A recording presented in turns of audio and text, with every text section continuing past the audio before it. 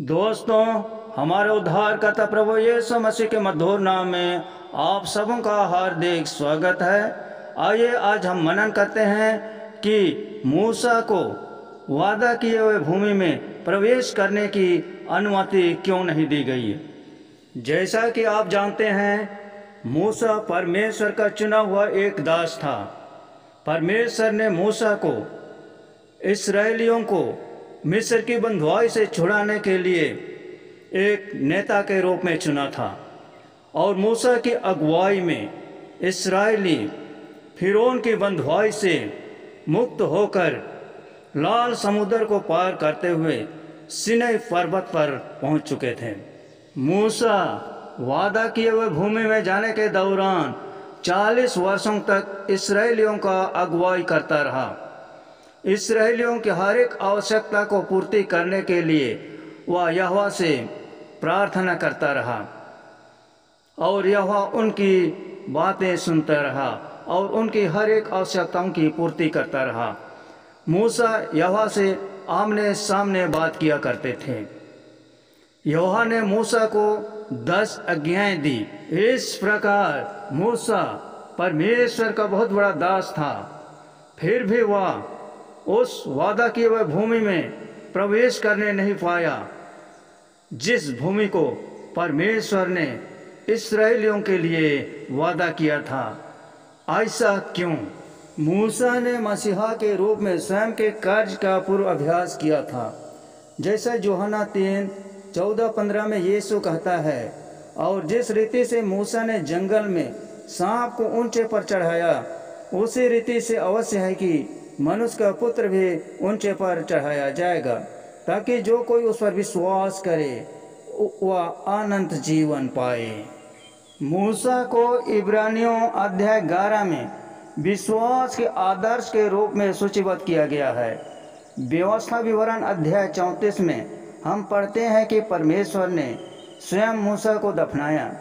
हमें यह भी बताया गया कि तब से इस्राएल में मूसा के समान कोई भविष्यवक्ता नहीं हुआ है जिसे प्रभु आमने सामने बात किया करते थे, क्योंकि जो समर्थ मूसा ने सारे इस्राएल के सामने की वह कभी किसी ने नहीं दिखाई।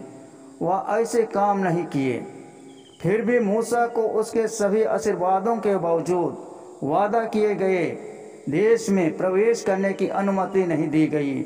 क्यों? गिनती की पुस्तक अध्याय 20 के 11 और 12 में परमेश्वर इसका कारण इस प्रकार बताते हैं कि मूसा ने सीन मरुभूमि के मरीबा का देश के सोते के पास इस्राएलियों के सामने परमेश्वर का विश्वास तोड़ दिया और इस्राएलियों के बीच परमेश्वर की पवित्रता को बनाए नहीं रखा। पानी के लिए परमेश्वर ने उस चट्टान से बातें करने के लिए कहा था, ताकि वह चट्टान पानी का सोता दे सके, परंतु मूसा ने उस चट्टान से बातें करने के बजाय उस चट्टान पर 2 बार प्रहार किया। इस प्रकार मूसा ने परमेश्वर के आदेश का उल्लंघन किया और परमेश्वर पर अपना विश्वास तोड़ दिया। तब परमेश्वर ने मूसा से कहा, वह भूमि जो मैं इस्राएलियों को देने जा रहा हूँ उसमें तो प्रवेश नहीं करने पाएगा, केवल तो उसे दूर से ही देख पाएगा। परमेश्वर वादा का सच्चा है। उसने मूसा को प्रतिज्ञा किए हुए भूमि दूर से दिखाई, परंतु उसे उसमें प्रवेश करने नहीं दिया। मरीबा का देश के जल की घटना गिनती की पुस्तक अध्याय 20 में दर्ज है। अपने 40 वर्ष के जंगल में भटकने के अंत के करीब इस्राएली सिन्नाई नामक रेगिस्तान में आए। वहाँ पीने के लिए पानी नहीं था। इस कारण इस्राएलियों की मंडली मूसा और हारून के विरोध हो गई। तब मूसा और हारून ने मिलाप वाले तांबू में जाकर परमेश्वर के सामने गिरकर दंडवत किया और प्रार्थना की। परमेश्वर ने मूसा और हारून से कहा कि मंडली को इकट्ठा करो और चट्टान से बातें करो, पानी निकल जाएगा। मूसा ने लाठी ली और लोगों को इकट्ठा किया। तब मूसा ने मंडली की बातें सुनकर क्रोध में आकर उनसे कहा, हे विद्रोहियों, सुनो, क्या हम तुम्हारे लिए इस चट्टान में से जल निकालें? तब मूसा ने अपनी लाठी से चट्टान पर 2 बार प्रहार किया। जैसा परमेश्वर ने वादा किया था वैसा चट्टान में से जल का सोता फूट निकला। परंतु परमेश्वर ने तुरंत मूसा और हारून से कहा कि वे उस पर उतना भरोसा करने में विफल रहे, उसे पवित्र मान सकें। वे इस्राएल के लोगों को वादा किए देश में प्रवेश करने नहीं पाएंगे। सजा हमें कठोर लग सकती है, लेकिन जब हम मूसा के कार्यों को करीब से देखते हैं तो हमें कई गलतियां दिखाई देती हैं। सबसे स्पष्ट, मूसा ने परमेश्वर के आदेश की सीधे अवहेलना की। परमेश्वर ने मूसा को चट्टान से बातें करने के लिए कहा था, इसके बजाय मूसा ने अपनी लाठी से चट्टान पर 2 बार प्रहार किया। इससे पहले जब परमेश्वर एक चट्टान से पानी लाया था तो उन्होंने मूसा से चट्टान पर लाठी से प्रहार करने का निर्देश दिया था, जो हम निर्गमन अध्याय 17 के 6 में पाते हैं। ये घटना होरेब पर्वत पर हुई थी। होरेब पर्वत की इस घटना में परमेश्वर की आज्ञा अलग थी। परमेश्वर चाहता था कि मूसा उस पर भरोसा करे, खासकर तब जब वे इतने सालों से इतने करीबी रिश्ते में थे। मूसा को बल प्रयोग करने की आवश्यकता नहीं थी, उसे बस परमेश्वर की आज्ञा मानने और यह जानने की आवश्यकता थी कि परमेश्वर अपने वादे के प्रति सच्चा होगा। इसके अलावा मूसा ने पानी लाने का श्रेय भी लिया। वह चट्टान पर एकतर लोगों से पूछता है, क्या हमें आपके लिए इस चट्टान से पानी निकालना चाहिए? वहाँ ऐसा प्रतीत होता है कि मूसा चमत्कार का श्रेय ईश्वर को देने के बजाय स्वयं ले रहा था। मूसा ने यह काम सार्वजनिक रूप से किया। ईश्वर इसे बिना दंड दिए जाने नहीं दे सकता था कि इस्राएली उसकी पवित्रता को समझेंगे।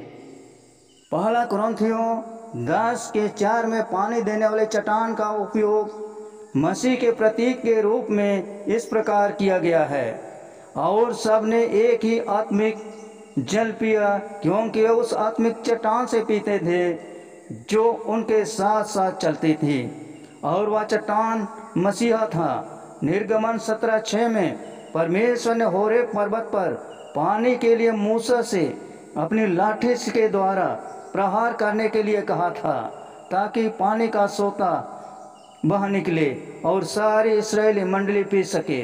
ठीक वैसे ही इब्रानियों 7:27 में उन महायाजकों की नाई उससे आवश्यक नहीं कि प्रतिदिन पहले अपने पापों और फिर लोगों के पापों के लिए बलिदान चढ़ाया जाए, क्योंकि उसने अपने आप को बलिदान चढ़ाकर उसे एक ही बार निपटा दिया है।